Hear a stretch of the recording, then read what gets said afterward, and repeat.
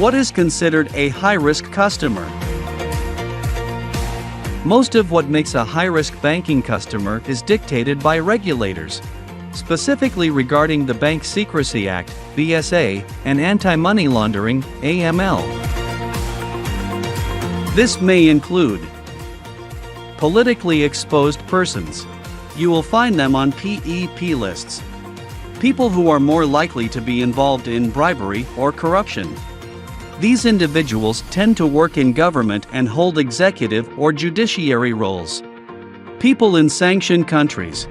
Another AML requirement is to ensure you don't deal with people in sanctioned countries. Identity thieves.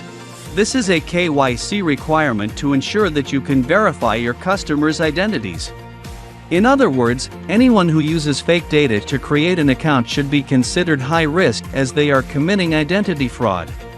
Money service businesses, MSBs, for banks. Companies can be customers. And some companies are high risk by virtue of their dealings with cash transactions. This makes them more vulnerable to money laundering. How do high-risk customers impact banks?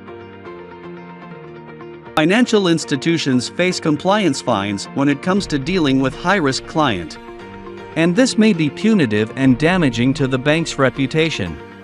In 2013, HSBC was fined $1.9 billion for not following the compliance process. BNP Paribas was fined $8.9 billion. JP Morgan was fined $2.6 billion for the Madoff Ponzi scheme. Globally, in 2021, the total value of financial penalties issued by regulators to financial institutions for AML and data privacy breaches approximately $5.4 billion, a 49% decrease in value compared to the year prior. Bernard Lawrence Madoff, aka Bernie, was an American fraudster with the largest Ponzi scheme in history, worth about $64.8 billion. He was once a chairman of NASDAQ Stock Exchange. He advanced the proliferation of electronic trading platforms and the concepts of payment for order flow, which has been described as a legal kickback. Bernie was sentenced to 150 years in June 29, 2009, and died on April 14, 2021. Auto high-risk client. We are not going to say much about auto high-risk because high-risk customers can also be considered auto high-risk.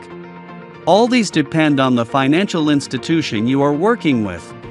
So, everything that applies to high-risk client will be applied to this category. The same customer due diligence (CDD) carried out under high-risk client will also apply to this category.